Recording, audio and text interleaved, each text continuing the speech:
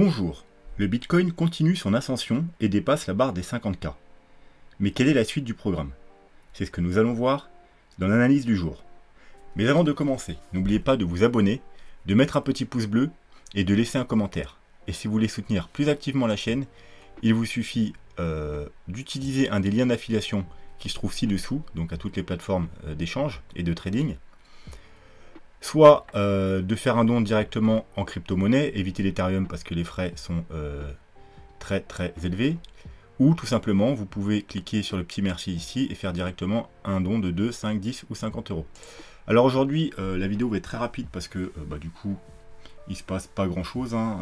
Le plan se déroule comme prévu, on arrive sur des zones importantes donc il faut quand même en parler, mais il n'y a pas non plus énormément de choses à dire. Du coup, on va pouvoir aller voir deux petites altcoins et également à la fin, les 5 dernières minutes, je vous parlerai, vu qu'il y en a, ils sont hyper hypés par le gaming, de mon premier pas justement pour un peu explorer l'univers.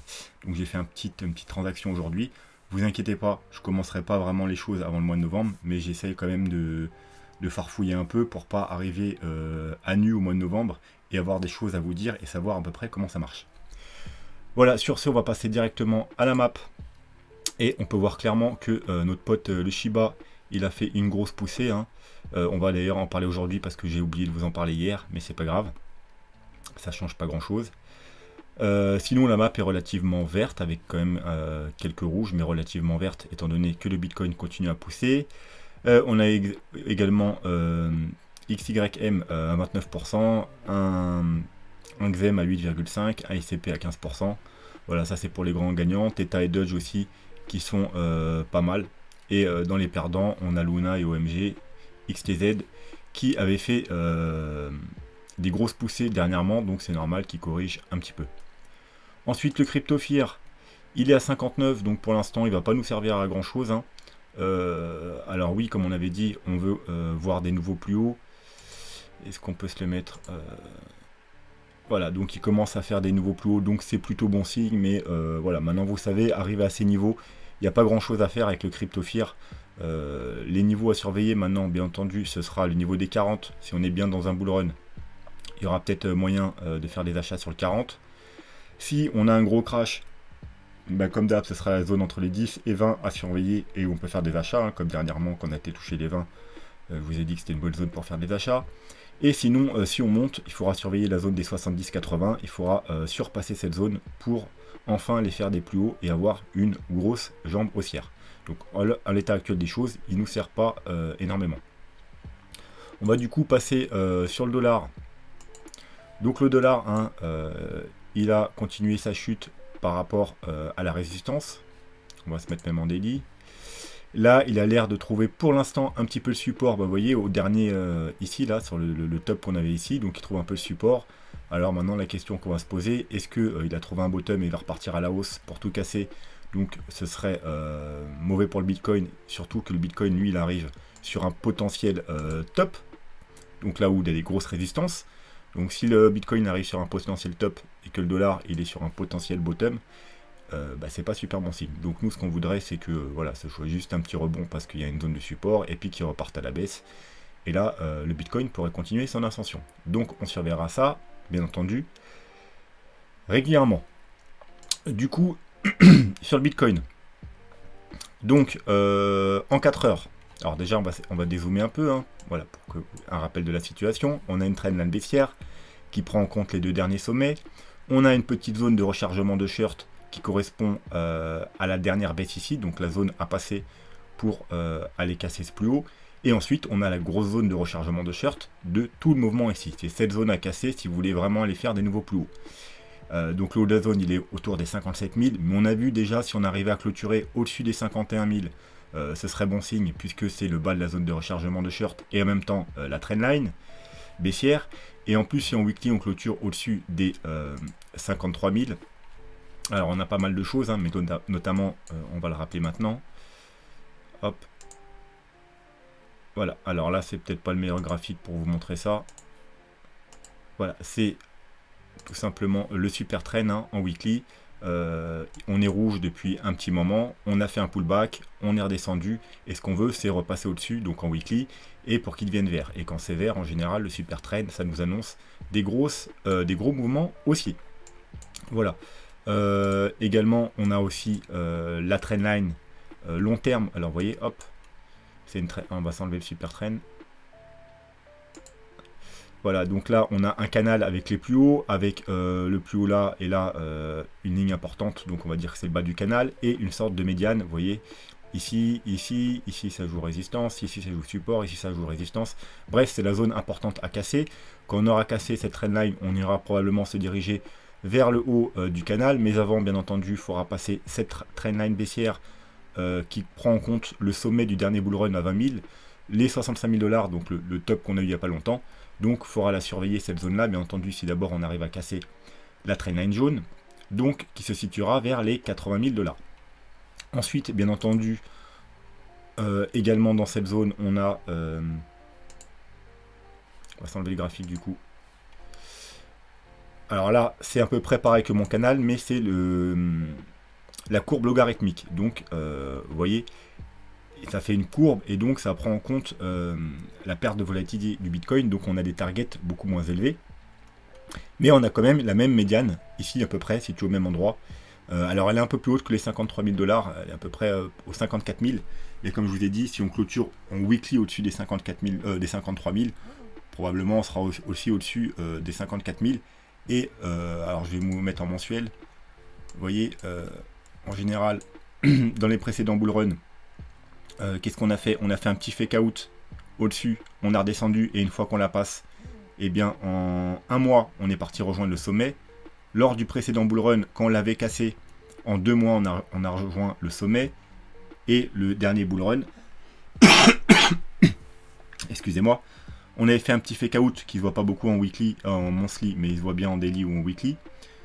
Une correction, d'ailleurs, vous voyez, c'est le même moment, c'est pour ça qu'on parlait un peu de fractal. Parce que là aussi, vous voyez, on avait fait un top au mois d'avril, un bottom au mois de juillet, une correction au mois de septembre, et ensuite, octobre, on commence à partir et on s'envole. Bon, là, on avait fait la même chose.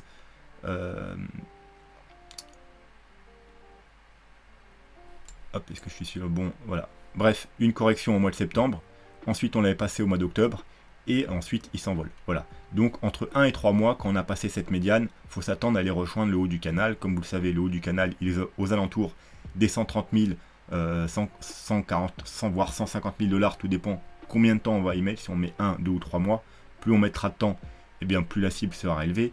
Donc ça commence aux alentours des 130 et ça termine aux alentours des 150 000. Voilà, donc niveau très important, donc du coup aux alentours des 51 000, 53 000 $. Et du coup c'est pour ça qu'il faut être prudent, parce que c'est sûrement pas le moment de faire des achats à long terme, parce qu'on est sous une grosse résistance. Donc on va peut-être du coup repasser sur le graphique précédent, on va s'enlever ça. Hop, si ça veut bien. On va repasser en 4 heures.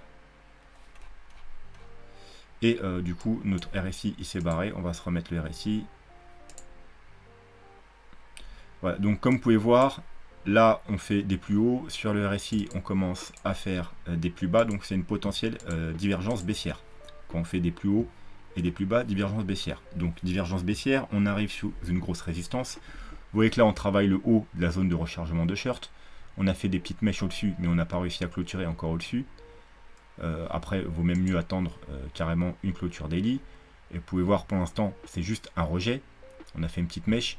Donc, il faut clôturer au-dessus. Et même si on clôture légèrement au-dessus ce soir, rappelez-vous, pour avoir une confirmation, soit on a une cassure franche, soit si on a une légère cassure, il faut attendre la bougie d'après, donc demain soir.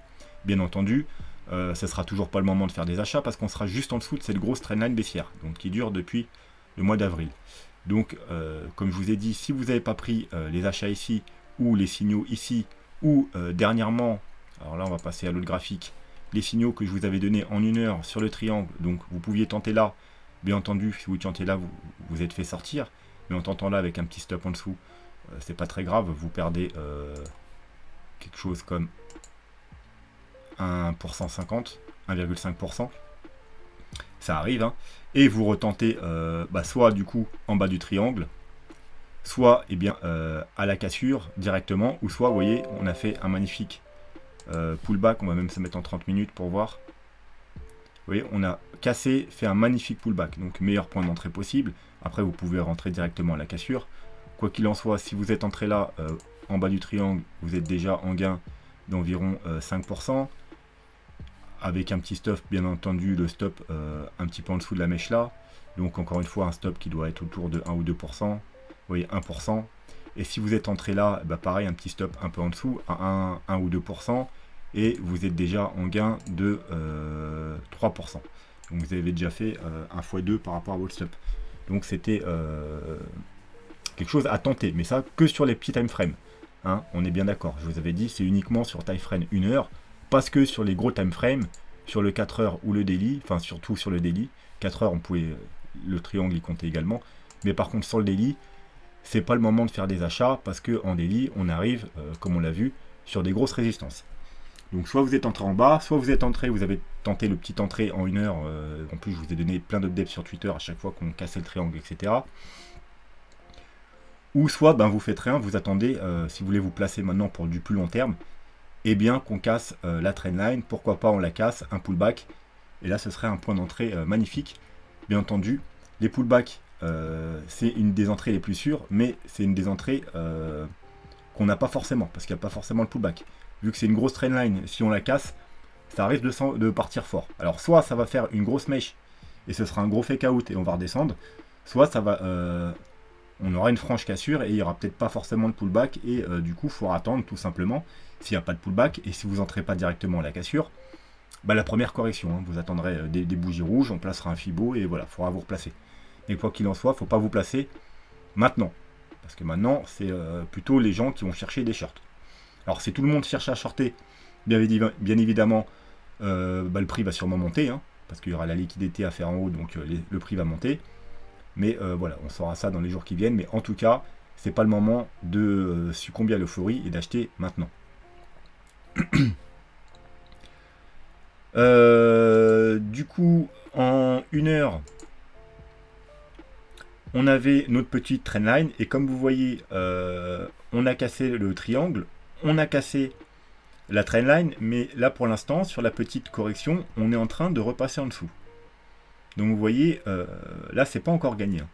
On travaille le haut de la rechargement de shirt, on n'a pas encore réussi à la casser franchement. On n'a pas non plus cassé la trendline, enfin on l'a cassé là, mais on l'a réintégré, donc pour l'instant c'est juste un petit fake out. Donc voilà, avant de s'enflammer, sur les petits time frames, hein, je parle bien, il faudra repartir, casser cette zone franchement, et recasser la trendline ici.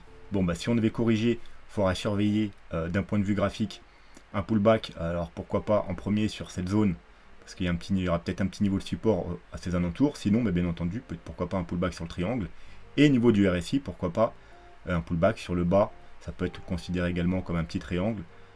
Voilà, donc ces points là, et là je parle uniquement pour les traders, hein, pour des trades sur petit time frame, il faudra surveiller ça, puisqu'on est en 1 heure. Les gros time frame, je vous ai déjà dit, il faut attendre qu'on casse la trendline baissière. Donc au niveau des indicateurs, on va quand même aller jeter au coup d'œil 3 jours pour voir s'il est passé bullish, le MACD, parce qu'on attendait qu'il passe bullish. Et il n'est toujours pas passé bullish. Donc vous voyez, pareil, hein, attention, il n'est pas encore passé bullish. Il a clôturé hier, donc pas encore bullish. Maintenant, la clôture, il faut attendre 3 jours. Mais même sans clôture, pour l'instant, vous voyez que là, bien entendu, c'est bullish, mais on n'a pas les confirmations. Donc, prudence. Par contre, effectivement, si on commence à casser ici, et qu'en plus, on a confirmation sur le MACD, et pourquoi pas le RSI, on l'a pas vu en daily, je crois qu'on avait également une trendline en daily. Hop, quelque chose comme ça. Plus comme ça. Vous voyez, bon, on a cassé, on va la mettre au plus haut quand même. Voilà. On est en train de casser, voilà, on a fait un petit touche, on retombe, et là on est en train de la casser. Alors encore une fois, la journée n'est pas finie. Hein. Si on rechute d'ici ce soir, on va la réintégrer, parce que le RSI tient compte que des clôtures. Donc là, en général, la dernière partie du RSI, c'est une partie bah, qui n'est pas fixe, qui bouge en même temps que le prix. Tant que la clôture n'est pas faite, la partie n'est pas fixée. Donc si ce soir on rechute, eh bien elle va repasser en dessous. Donc par contre si ce soir en clôture, on aura une petite clôture au-dessus, mais comme je vous ai dit, il vaudra mieux attendre la bougie d'au-dessus, qu'on clôture clairement au-dessus. Si en plus on a confirmation du RSI et également confirmation du MACD en 3 jours, eh bien ce sera un bon moment pour tenter de vous placer. Niveau d'Ishimoku, alors hier on avait vu que c'était bullish, donc il n'y a pas besoin d'aller regarder, je pense qu'on est toujours bullish, hein. Donc on avait vu que c'était bullish, on est bullish. On va s'enlever le graphique si on n'y voit rien. On est au-dessus du nuage des Tenkan et de la Kijun. Là, la Greenspan est bien au-dessus du cours du prix, mais maintenant ce qu'on veut, hein, pour avoir des belles confirmations qu'on aura une belle tendance haussière. Alors déjà, si ce soir on clôture comme ça, eh bien là, ça sera confirmé. Vous voyez, hier, je vous ai dit, ça suffit pas. Maintenant, si là, on clôture dans l'état ce soir, voilà, la cassure de la Kijun est confirmée. Donc, le Ishimoku Weekly passe en bullish. Maintenant, comme je vous ai dit, la dernière confirmation se fera quand la lagging span sera passée au-dessus du cours du prix. Et là, on aura de très fortes probabilités d'aller faire des nouveaux plus hauts. Quand je dis faire des nouveaux plus hauts, c'est repasser au-dessus des 65 000 $. Mais attendre vraiment la confirmation avant de crier to the moon. Le MACD Weekly, on ne l'a pas regardé, mais on peut jeter un œil. Normalement, il est toujours bullish, il n'y a pas de problème. Ça n'a pas changé. Donc ça, c'est OK. Et au niveau des rubans des moyennes mobiles, on peut jeter un œil au ruban. D'ailleurs, avant, le super trend, voilà, comme vous pouvez voir, le super trend daily est passé bullish. Voilà, alors, comme vous voyez, en daily, en général, ça nous annonce aussi des tendances haussières. Mais attention, on a parfois quand même des fake out parce que ça reste du daily.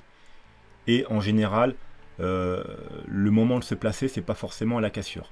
Vous voyez, par exemple, là, c'est du daily.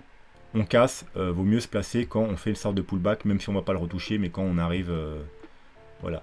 Pareil ici, il y a des pullbacks, donc vaut mieux se replacer sur un pullback. Donc, et puis comme je vous ai dit, là on est sous une grosse résistance, hein, donc c'est pas le moment de se placer. Donc après, bien entendu, si comme je vous ai dit, on casse, en même temps c'est une confirmation de plus, le super trend est vert, donc pourquoi pas. Si on casse et qu'on a une correction ou on a une correction avant et que après on vient faire un pullback sur le bas du super trend, donc vous voyez ensuite il va monter un peu le super trend, il va sûrement se stabiliser comme ça et qu'on revient faire un pullback dessus, là également ce sera un très bon niveau pour se placer. Excusez-moi, aujourd'hui je tousse beaucoup. Donc ce sera tout pour le Bitcoin, hein. On a déjà fait bien le tour de tout ce qu'on voulait dire dans les vidéos précédentes, on a fait des grosses vidéos. Donc on ne va pas s'attarder sur ça aujourd'hui, on va passer directement au Shiba. Donc le Shiba, je vous en ai parlé au moins 3 fois dans les semaines passées. Je vous en ai parlé une première fois en analyse, quand tout le monde me demandait d'analyser AVAX et toutes ces conneries qui avaient déjà pump de je sais pas combien de pourcents. Comme je vous ai dit, c'est pas là où il faut se passer sur les coins qui ont déjà pump. Donc je vous ai présenté à la place Shiba, qui était dans une configuration où là on peut rechercher des achats. C'est-à-dire, quand vous voyez un coin, il fait une grosse chute, et ensuite il se stabilise pendant un long moment, et que c'est à plat, et que tout le monde s'en désintéresse, c'est là qu'il faut se placer. Bien entendu, si vous voyez un coin qui fait ça, là on ne se place pas, parce que c'est sûrement un coin en train de mourir, ou alors au moins on attend qu'à un moment donné, voilà, il se stabilise. Mais on n'achète pas un coin qui descend tout le temps, qui est en gros bear market. Voilà. Donc lui, c'est pas son cas. Il a eu une grosse chute et depuis, il a fait un magnifique range. Hein. Vous voyez, c'est le range que je vous avais mis la dernière fois, le carré blanc. Donc il n'a pas bougé. Et je vous avais dit que, alors je vous l'ai présenté donc une première fois quand on me demandait tous les coins qui avaient déjà pump. Pourquoi ça ne va pas s'enlever? Bon, c'est pas grave. Et je vous avais dit que c'était quelque chose de très intéressant. Que moi j'en avais acheté dans cette zone là. Je vous l'ai représenté dans le top 10 altcoins que j'ai publié il y a une semaine ou deux, où il faisait partie des 3 altcoins bonus. Donc je vous en avais reparlé pour vous dire que c'était un des altcoins avec le plus fort potentiel pour la fin du bull run. Et je vous en avais reparlé également une 3e fois. Donc à chaque fois, bien entendu, je vous en ai parlé. Il y en a, ils rigolaient. Shiba, c'est un shitcoin, etc. Comme je vous ai dit, moi le fondamental, j'en ai rien à faire. Moi, ce qui me concerne, c'est uniquement le graphique. Et le graphique me disait d'acheter, parce qu'on achetait en sécurité, en achetant dans cette zone, hein, sur les petits bottoms qu'on a ici. Vous mettez un petit stop un peu plus bas, ça ne vous coûte pas grand-chose. Et il y a un gros potentiel aussi. Donc je vous avais dit, soit vous faites comme moi, vous achetez dans cette zone, hein, et vous avez eu quand même pas mal de temps, depuis que je vous en avais parlé, on était dans les rouges. Moi je l'ai eu aux alentours de 68 centimes, enfin 68 centimes, 0,0068, et vous aviez eu le temps de l'acheter peut-être même un peu moins cher que moi. Et j'avais dit pour les prix les plus frileux, pour ceux qui les plus défensifs, vous attendez qu'on casse tout simplement ici le range, et vous vous placez à la cassure. Donc si vous êtes entré comme moi, pour les plus agressifs, vous êtes déjà en gain de plus de 150%, et pour les plus défensifs, théoriquement, vous êtes en gain déjà de 90%. Voilà, donc maintenant aujourd'hui, je vois qu'il y a énormément de monde sur Twitter et tout qui parle de Shiba, bien entendu toujours avec 2 trains de retard comme d'habitude. Donc encore une fois, je vais vous dire la même chose que sur Avax et tout. Maintenant qu'il a fait un pump de plus de 150%, c'est pas le moment idéal pour se placer. Maintenant, il faut attendre une correction. Donc la correction, ça pourrait venir où?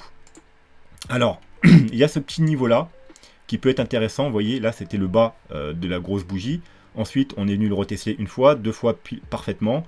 Ici, vous voyez, c'est un peu le niveau où il y a eu du cafouillage. Donc, ça peut être un niveau aux alentours des 13,90 d'attendre une correction. Après, sinon, vous attendez qu'il marque un top, qu'on ait des vraies bougies rouges. Et tout simplement, vous placerez votre Fibo, donc par exemple, à partir du dernier bas qu'on a connu ici, jusqu'au sommet. Alors bien entendu, s'il va plus haut, il faudra réajuster le Fibo. Et la zone à regarder, c'est, comme d'habitude, vous savez, les 0,5, 0,618. Mais comme je vous ai dit, sur les altcoins qui pumpent beaucoup, en général, la zone à regarder, c'est plus les 0,618, 0,76. Mais vous pourrez quand même, si par exemple vous achetez en DCA, acheter un peu là, un peu là, un peu là. Parce qu'on n'ira pas forcément en bas. Donc du coup, hop, vous voyez, 0,5, 0,618, 0,70. Et en plus, le niveau là, 0,6, il correspond parfaitement au haut du range. Donc ça correspondrait à un pullback. Alors, est-ce que s'il doit vraiment continuer la hausse, il nous donnera l'opportunité d'avoir un pullback aussi magnifique? Je suis pas sûr.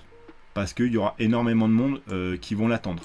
Donc je pense que si on retourne là, malheureusement, soit du coup on va redescendre, soit eh bien peut-être qu'on n'ira pas jusque là, on s'arrêtera au 0,618 ou au 0,5, mais ça m'étonnerait qu'il nous donne un pullback aussi magnifique et ensuite qu'on reparte to the moon, parce que ce serait trop facile.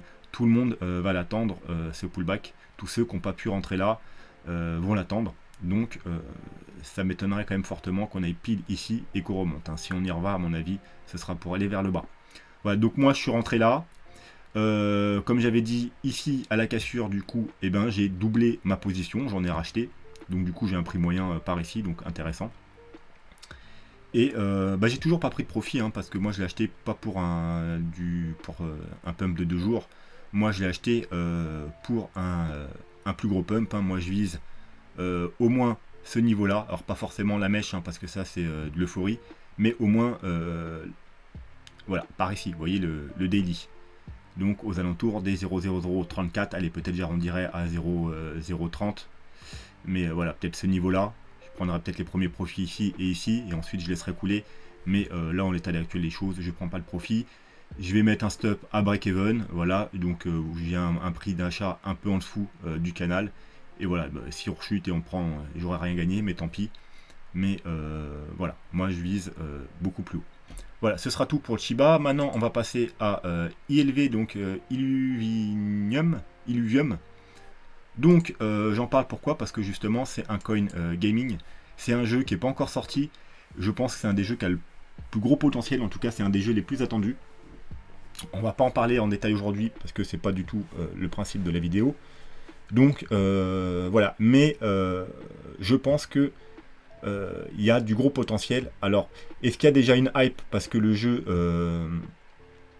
est très attendu et qu'on aura droit à une correction, c'est possible, surtout que là on est dans une sorte de rising wedge, donc en général les rising wedge ça casse par le bas, d'où le rectangle d'achat. Alors moi je vais vous dire, je me suis déjà placé sur le bas de la rising wedge, mais j'ai mis seulement un quart de ce que je vais investir, parce que pareil je vais investir en DCA, parce que je pense que si le jeu il sort ensuite vraiment, si le jeu marche bien, il prendra de la valeur, même si avant on corrige. Et donc je vais me placer dessus, sûrement je jouerai également au jeu. Mais voilà, donc je me suis placé un petit peu là, et j'ai gardé encore 3 paliers d'achat. Donc je vous montre le Fibo, j'ai mis le Fibo en bas ici, en haut pour l'instant, bien entendu le Fibo il sera replacé si on va plus haut. Si on devait corriger, casser, eh ben, j'aurai un deuxième palier d'achat sur les 0,5, un troisième palier d'achat sur les 0,618 et mon dernier palier d'achat sur les 0,764. Voilà, en même temps c'est un gros niveau de support également ici, donc je pense que c'est le bon palier. Si à l'inverse on passe et on casse par le haut avec confirmation haussière, eh bien je referai un palier d'achat à la cassure, et je pense du coup c'est tout, ou alors peut-être si après on a un pullback je referai un troisième palier d'achat, mais du coup voilà, j'attendrai après des corrections pour faire d'autres paliers d'achat. Voilà, donc je voulais vous en parler. Le jeu il est ici, hop. Donc Illuvium, vous tapez Illuvium, vous allez tomber directement dessus. On va pas en parler aujourd'hui du coup parce que c'est pas le principe de la vidéo. On verra ça un week-end. Mais c'est un jeu très intéressant. Vous avez un petit trailer, vous avez plein de choses à voir déjà. Et jeu à fort potentiel je pense. Ensuite du coup on va passer à la petite partie gaming, vu que la vidéo est assez courte donc je pense qu'on peut se permettre. Parce que j'ai fait mes premiers pas aujourd'hui. Alors c'est un jeu, alors moi c'est pas du tout le jeu auquel je vais jouer. Bien entendu peut-être je testerai ce genre de jeu pour vous. Mais je pense pas que c'est le genre de jeu que je vais vous rester longtemps. Surtout que moi je pense pour gagner de l'argent sur le moyen long terme dans un jeu, je pense que c'est quand même mieux d'aimer le jeu. Parce que plus vous avez aimé le jeu, si vous vous amusez, vous aurez envie d'y jouer, vous pourrez passer énormément de temps et du coup gagner plus d'argent. Si le jeu vous fait chier, c'est comme un boulot, eh bien forcément vous allez plus avoir de mal à vous y mettre. Et en plus c'est quand même mieux de gagner de l'argent en s'amusant plutôt que en ayant l'impression de travailler. Donc moi, donner à manger aux poules, planter des carottes et récolter des choux, c'est pas vraiment le truc qui me hype, c'est pas le truc qui me fait vibrer, donc c'est pas le genre de jeu auquel je vais jouer. Ça veut pas dire que je pourrais pas me faire de l'argent sur ces jeux-là, parce que comme on le verra dans la première vidéo, peut-être ce week-end, on n'est pas obligé de jouer au jeu pour gagner de l'argent avec les jeux NFT. C'est pour ça aussi que je voulais vous montrer la petite opération d'aujourd'hui.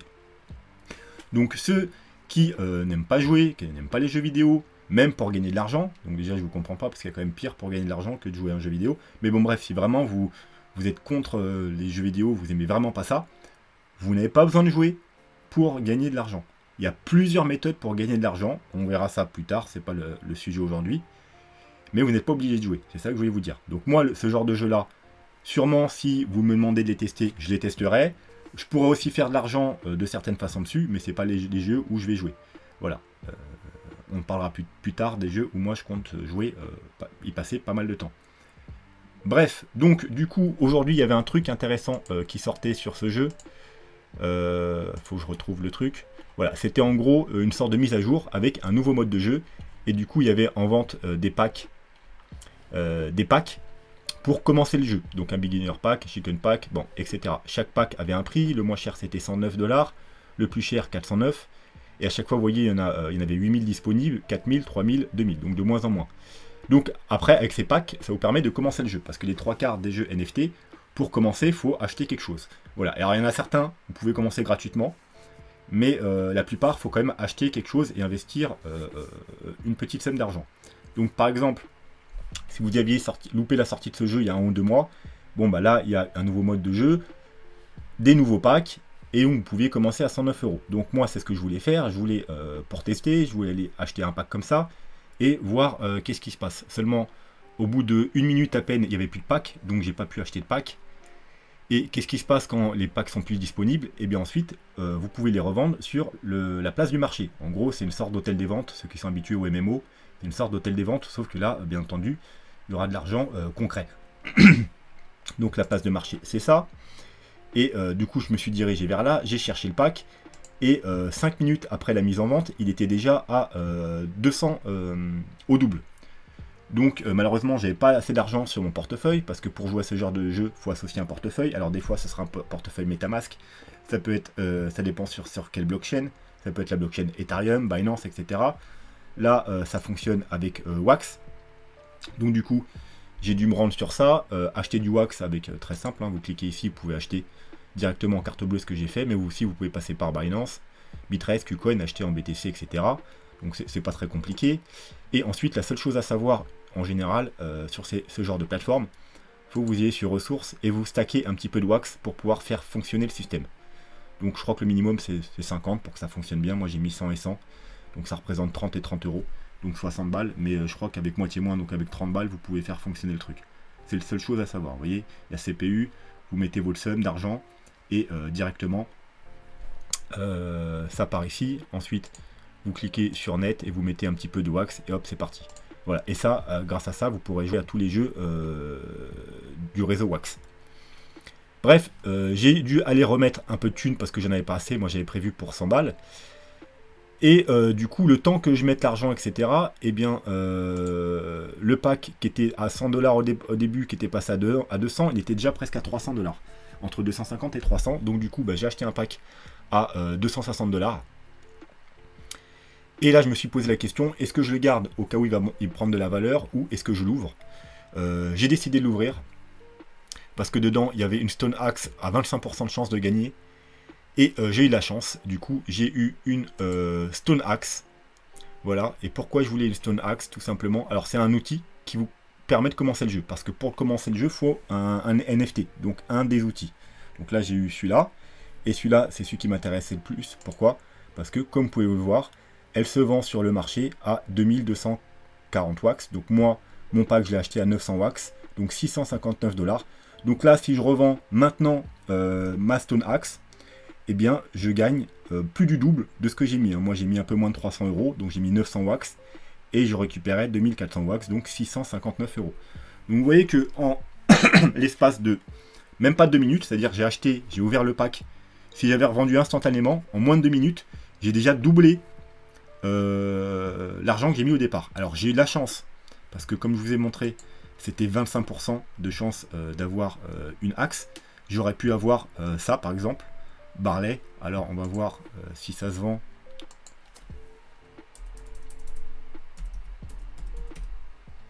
Alors, si j'écris pas bien aussi.